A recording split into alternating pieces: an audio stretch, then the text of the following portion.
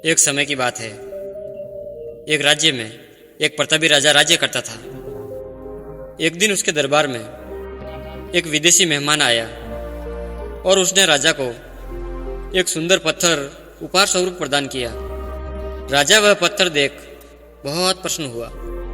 उसने उस पत्थर से भगवान विष्णु की प्रतिमा का निर्माण कर उसे राज्य के मंदिर में स्थापित करने का निर्णय किया और प्रतिमा निर्माण का कार्य राज्य के महामंत्री को सौंप दिया।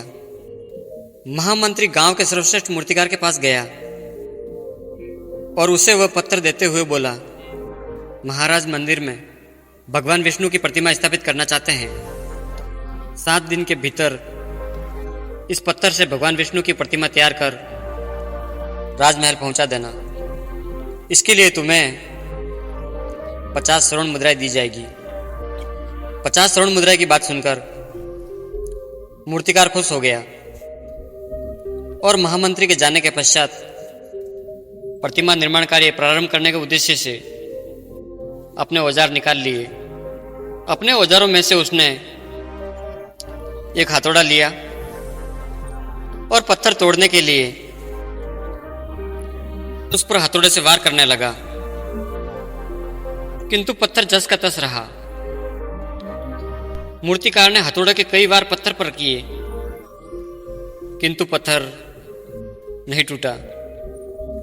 50 वार करने के उपरांत मूर्तिकार ने अंतिम बार प्रयास करने के उद्देश्य से हथौड़ा उठाया, किंतु यह सोचकर पत्थर पर प्रयास करने के पूर्व ही उसने हाथ खींच लिए कि जब 50 बार मारने से पत्थर नहीं टूटा तो अब क्या टूटेगा। वह पत्थर लेकर वापस महामंत्री के पास गया और उसे यह कहकर वापस कर आया कि इस पत्थर को तोड़ना नामुमकिन है, इसलिए इससे भगवान विष्णु की प्रतिमा नहीं बन सकती। महामंत्री को राजा का आदेश हर स्थिति में पूरा करना था, इसलिए उसने भगवान विष्णु की प्रतिमा निर्माण कार्य गांव के एक साधारण से मूर्तिकार को सौंप दिया। पत्थर लेकर मूर्तिकार ने महामंत्री के सामने ही उस पर हथौड़े से प्रहार किया और वह पत्थर एक बार में ही टूट गया। पत्थर टूटने के बाद मूर्तिकार प्रतिमा बनाने में जुट गया।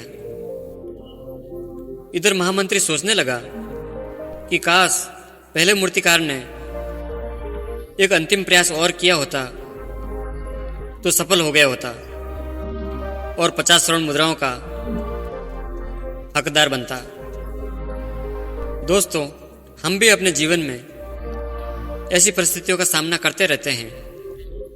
कई बार किसी कार्य को करने के पूर्व या किसी समस्या के सामने आने पर उसका निराकरण करने के पूर्व ही हमारा आत्मविश्वास डगमगा जाता है और हम प्रयास किए बिना ही हार मान लेते हैं।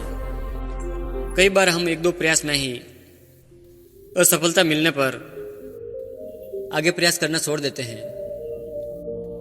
जबकि हो सकता है कि कुछ और प्रयास करने पर कार्य पूर्ण हो जाता या समस्या का समाधान हो जाता।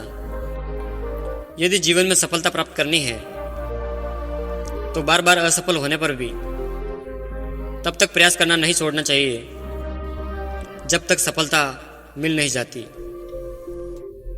क्या पता जिस प्रयास को करने के पूर्व हम हाथ खींच ले वही हमारा अंतिम प्रयास हो।